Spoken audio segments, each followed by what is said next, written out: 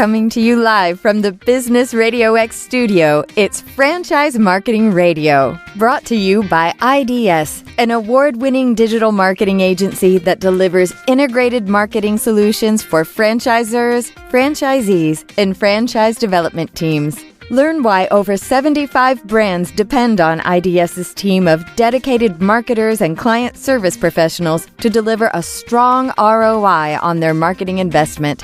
Go to idsfranchisemarketing.com for a complimentary digital audit and consultation. Hey, everybody. Welcome back to another episode of Franchise Marketing Radio. I'm Rob Ganley, and I'm your host today.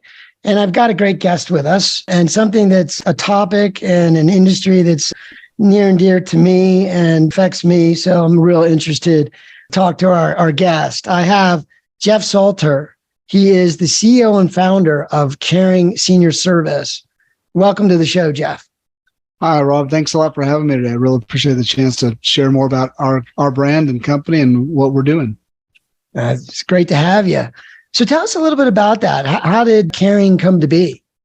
Yeah, well, we're now 31 years in business, and I started the company in 1991 as a 20-year-old taking care of a home health company. I worked, as I said, taking care of it. I worked in the office for a home health care company, and I saw that company provided skilled care, but they didn't provide any of the services that seniors needed and families were depending on for the other hours that they were not there. The company I worked for, they would accept calls, and I'd answer the phone. People would say they need a caregiver at night or someone to be with mom or dad over the weekend. And I'd have to basically tell them we didn't have that service. I'd started helping people by giving them a list of names, and they could hire people privately. And I found that issues came up, and they'd call back and say, hey, that person didn't work out. I need more people. I need more help with mom now. Do you have another name? And the idea struck me that, this is a service that needs to be managed, and someone needs to be in the middle to help coordinate everything going on, to help families know what's out there, and to organize caregivers so that the schedules could be met and the demand could be met. And in 1991, there just wasn't an industry like this. It didn't exist at all. Today, it's a huge industry, but being one of the early pioneers in it, I got to see it from the ground up. And I started my first location in Odessa, Texas, and quickly learned that the service was needed in other areas. I opened up a branch office in Midland, which is kind of just 30 miles away from Odessa, and then McAllen, Corpus Christi, Texas, San Antonio, Texas. And then in 2002, we started franchising the business. So we started expanding across the U.S. from that point. Wow. Yeah, I can remember. So I go back, my career goes back to the early 2000s for franchising, at least that part of it. And I remember there was quite a boom happening in senior care, and it was starting to become apparent that there was a tidal wave coming, and that's kind of where we're underwater. I think we're starting to be. And so tell me a little bit more about, the brand. When I say it, Caring Senior Service, or just Caring, right? That says a lot to me. And what you just said about how you started the brand, it really came out of your heart, right? Caring. Absolutely. Yep. So tell us a little bit about the branding aspect of that and how that sort of carries over. Yeah, we really wanted to, when we were thinking about becoming more of a national company, really wanted to pay attention to what we were trying to say just with our brand. And it was important for me. We had this idea of helping seniors stay at home.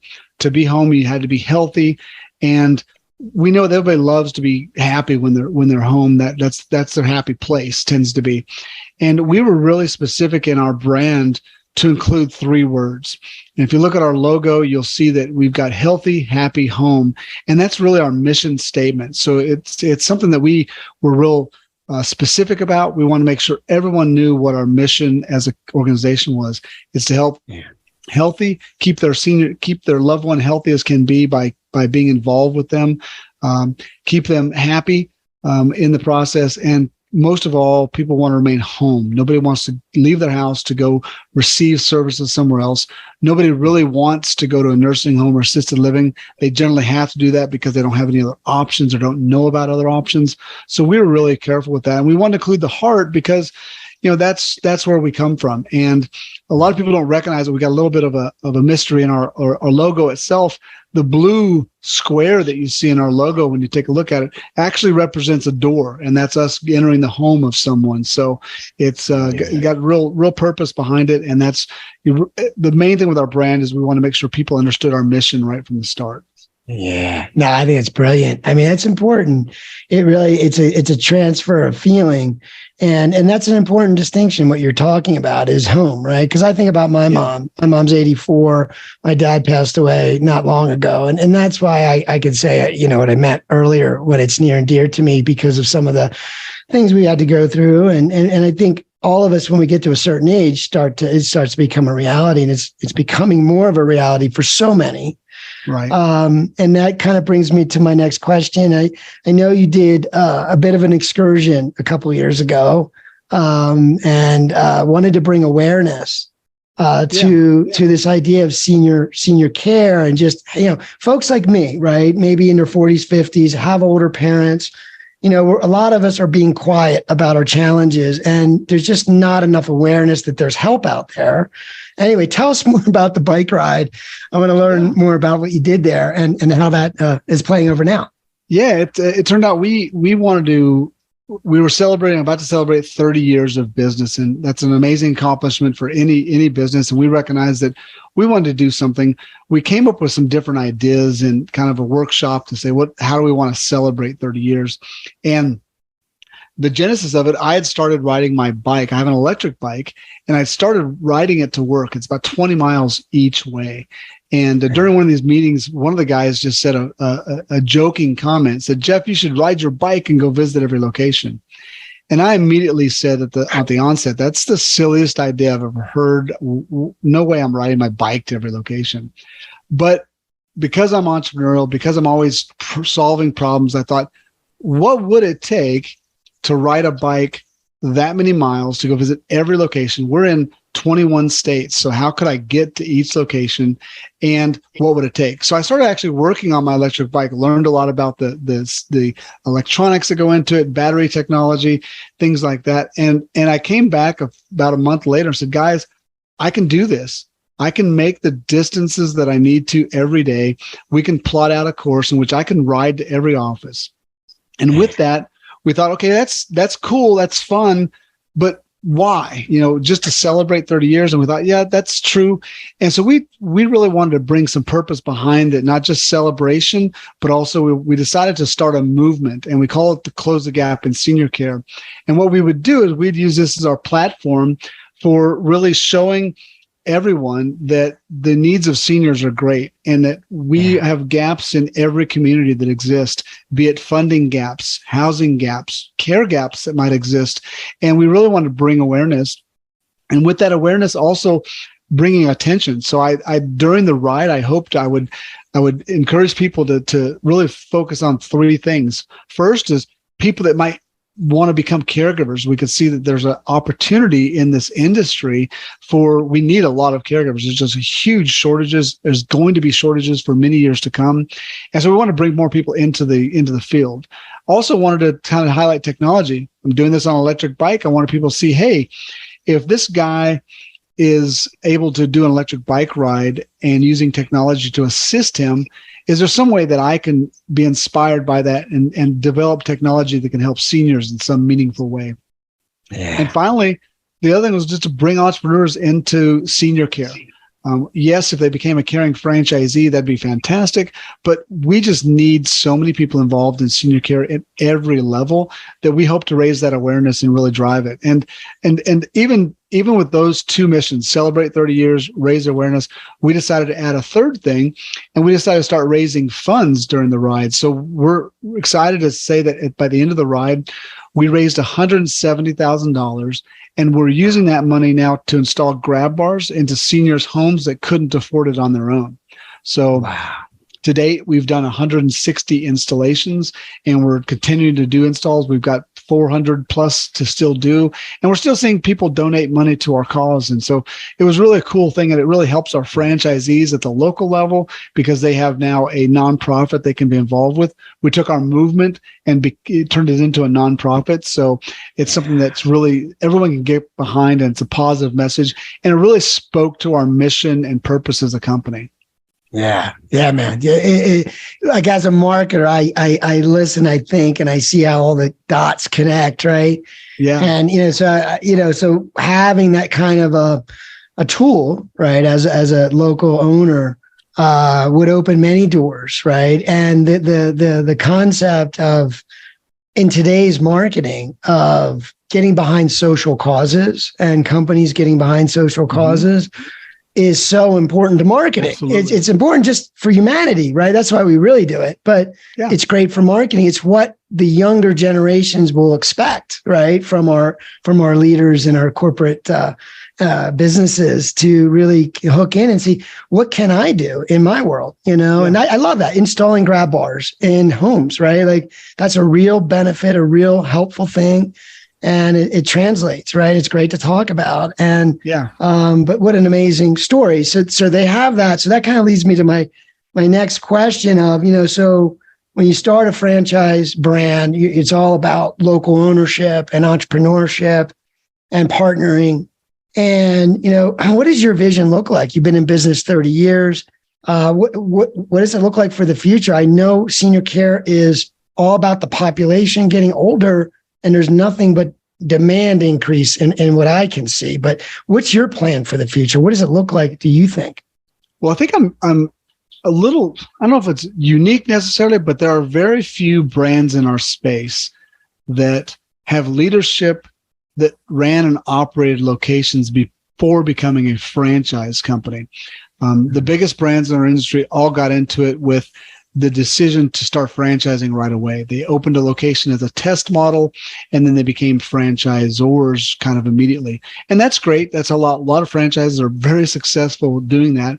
But we came from a very different aspect. So my vision of what the future is really rooted in truly helping seniors. I want to see that seniors can live longer, can be at home more comfortably, and want to do whatever we can to make that successful, and not strictly driven by a profit motive. We, of course, if we do well, if we serve our clients well, we're all going to be compensated for that. But it's all about looking for what seniors need today and tomorrow with care. So that's led us to be just very different as an organization. First and foremost, as a franchisor, our goal is not to be the biggest franchisor in the country in senior care. Our goal is to help each of our franchisees be the biggest in their market that they're in. If I have 5 franchisees, 50, 150, that will always be our goal, is to help them be the best they can be in their local market. Because, and I'm sure we'll talk about marketing, but it just really requires the owner to be involved. But they have to have a great product to sell. They have to have something that is needed and wanted. So we've done things like develop our own software along the way, because we wanted to tap into technologies that would be available today and in the future. And you can't do that when you're beholden to a software vendor, and they might not want to integrate that into your systems. And there's just some flaws that exist there that we recognized, over 8 years ago. We knew it early on, but we just weren't to the point where we could develop our own software, and we've since done that. But the future of senior care is changing. A lot of people don't realize, but we went through 2 previous decades of kind of stagnant growth in senior care. It was expanding rapidly, but the growth rate itself was very steady.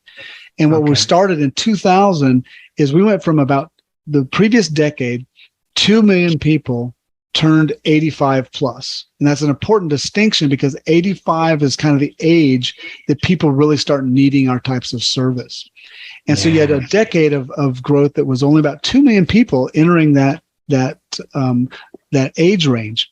But starting in 2000, that number doubles to almost 4 million people. And then from 2030 to 2040, that's going to double again. It's over 8 million people will be aging. So what a lot of Americans don't realize, and this is a they talk about the silver tsunami, and that was really people aging 65. those people don't turn 85 until, it's 20 years later. So we're going to see this huge growth that is unprecedented in society of seniors needing help. And we're really trying to look at any possible way we can evolve as a company to meet that demand. Yeah. I love that you have such an eye on technology too, because clearly with some of the advances in AI and even, who knows, blockchain, but all these things, hopefully 5G makes ubiquitous communications easy.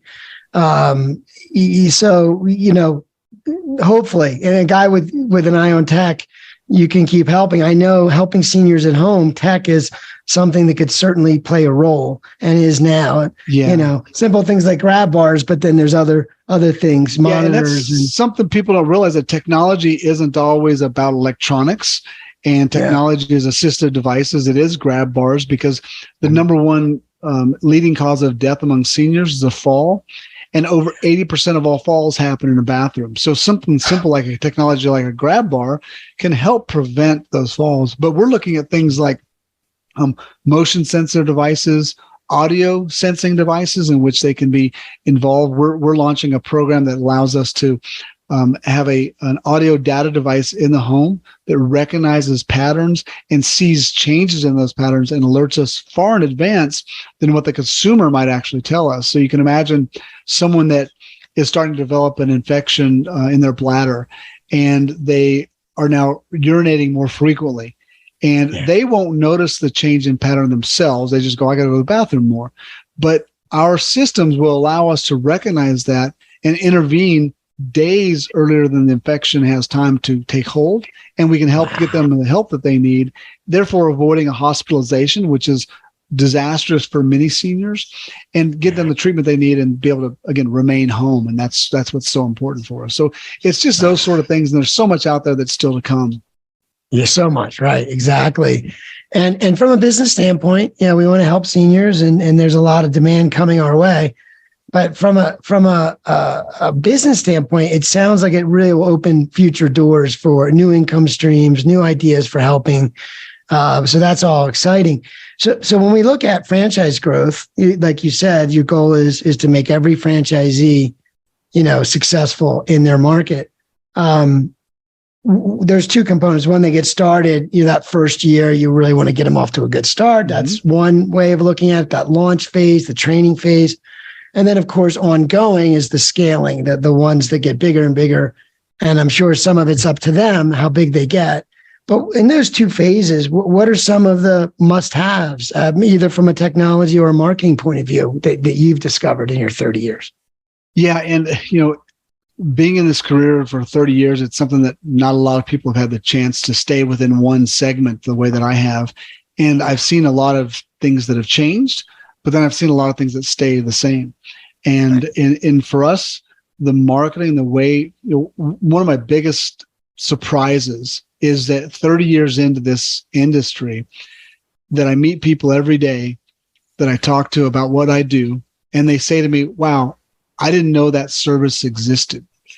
And as much messaging as we do, I would have thought, and then all of our competitors out there do, we would have thought this would be something that's commonplace, but today it's still not. So we learned early on that to be really good in a market, you've got to get out and make connections with people that are interacting with seniors every single day. So we focus and we train our owners how to make those connections and how to say the things that matter to those connections, what really matters. It's not dropping a brochure off. It's not taking donuts. It's really about helping understand what the issue is and how we help them. And Caring has an amazing way of delivering service that is different. We call it our Great Care method, and that focuses on, first and foremost, about the employees, the people that we hire, about the services that we deliver, and then our active involvement that we keep going on and on. So those things really help our owners connect with their referral sources and drives their business forward in those early months. Yeah. I mean, the referral sources are, so many, and it's becoming, as you said, there's more of them, right? Because there's more services being created. There's more, even the technology companies that are going to create these services would be, who knows, those partnerships. And So that is right. That is sort of the grassroots, old school way of looking at marketing, right? It's not high tech. It's not talking about Google ads or Facebook ads or those kinds of things. But are there other things that you feel are important now with the digital side of marketing? Yeah. I tend to focus. I tend to stay a little old school in that sense. And but with that, what we recognize is that validation occurs, right? So validation happens somewhere else. Validation happens on the internet. They want to go to a website that's robust, has the information they need. And we spend a lot of time with social media, making sure that we're focusing on the positive interactions that we have, getting not just the likes themselves, but the testimonials from seniors and ensuring that they're doing that. But we're trying to reach out more because this service is still not a easy service to mass announce or mass advertise, because people don't realize that, we make a decision to buy lunch every day. We eat 3 times a day. So we're making a eating decision all the time. So it makes sense for food companies to advertise to us all the time. We buy a car every 3 to 4 years. So it makes sense for a car company to advertise to us all the time. But you make a decision to bring someone into your home for care one time in your life. And so the segment, it really limits how you can do outreach to people, because it's actually a small segment of society that needs our services. Your senior population is about 10% of the whole population. Typically, it's growing to 12 and 15% in some markets. But then the people that can tap into our services or actually need it are even smaller. So it really limits some of your mass advertising that you can do. Right. Radio and TV is some people try it and do it, but it's very limiting. So digital, though, is where it's at, because you can really target those people. You can target the daughters of seniors who, I mentioned daughters because far and away, they're the ones that are helping make these care decisions. So we focus on those kind of ways, really looking at who that target market is. A lot of people think it might be the senior, but then the problem with the senior 85-year-olds of today, they're starting to, but as this next wave comes into 85, but the 85-year-olds of this past decade have not been internet users. They're not on the internet. So it's, again, it makes it difficult to tap into them. Interesting. Yeah. It is. It's a challenge, right? Which, being part of a franchise network that's always innovating, always exploring, has, a large network of business owners doing and testing different approaches, right? But the net of it is being, interacting with folks that are interacting with seniors or families that have seniors. And now that number is increasing. And I know as a marketing consultant as well, that, in that space for senior care, it is about awareness. Yeah. That bike ride you did was amazing, because you can get in front of almost any audience I've found. And there's people in there that would raise their hand and say, I need help, but you're right. How would you know which ones? Right. And you can't do that in a cost-effective way unless you do some partnering and some localized, research on who is working with your audience. Yeah, and everyone's care journey is different. That's the thing, is that we all have parents that experience a challenge for a momentary challenge, and then they get past it. They have multiple episodes, but when do they really need someone to be with them for hours in the day? And that's when the challenge is really is to step up at that time, be present in that moment. And that's why we focus a lot. And it's important that our branding, though, people understand that we're here for a solution. We're here to be there when family can't be there, we can, is what we often use in our taglines. So it's important people know that. Yes. And the whole home idea, right? Staying home. Home is where the heart is. Home, and that's just being real. That's what everybody would want, is to mom or dad, or mom and dad, to be at home. And that's sort of the best path to start with. and then you have to take it where it goes. But, well, that's amazing. So again, you mentioned a few times on our conversation that you've been in business 30 years. And I think that's an amazing story. I love talking to guys like you, because it's always a little different, but 20, did you say 20 years old? I think you said 20 or 22. Yeah. 20 years old when I started. Yep. So you started, and so you got 30 years under your belt. You've built this company. Is there one thing, before we wrap things up today, I love asking, every day when you get up, when you're leading your team, is there sort of one driving thing? I kind of think your brand is sort of that, but is there a principle or something you want to share with everybody that you just think is really important that would help them? You can always be better. You can always do more. You can always do better than you did yesterday. I was a track athlete in high school, and I never finished my college years, but I did 2 years of a junior college. I was a hurdler, a long jumper, and a high jumper. And I accepted that my coaching would help me get better. And I was able to every single year get better. And that attitude that I was developed from middle school, it's so easy when you're in a individual sport that is timed or measured, because you know, how am I doing this time? You know what your height was, you know what your distance was, you know what your time was. And that attitude's always stuck with me. It drives some of my team crazy because they just produce something that's fantastic, and I'm saying, let's make it better. And that's something that I think really drives me in everything that I do. Again, it's tough because it makes people feel like we're always changing.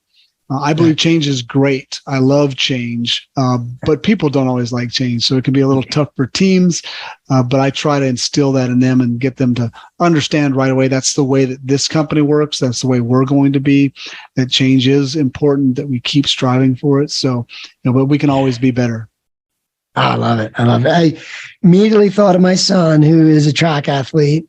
And he started in high school and he's in college now. And we're hoping he'll get a good 4 years in. He was injured last year. But one of the things about that sport and about him getting tied to it, it changed his life. Yeah. I can't believe he's a great student, because he never was very interested in grade school and middle school. But it kept him on track. And there's that concept in running of always looking at your personal record, right? Your PR. Yeah. And knowing where you stand. And it's really about a personal journey a lot of the time. It is about a team thing too.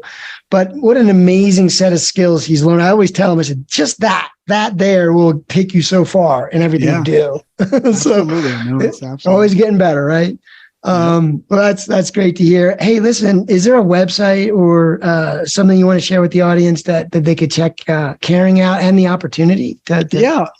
Easy on the opportunity is caringfranchise.com. So people can learn more about what we're doing as a brand and where we're going as a franchise system.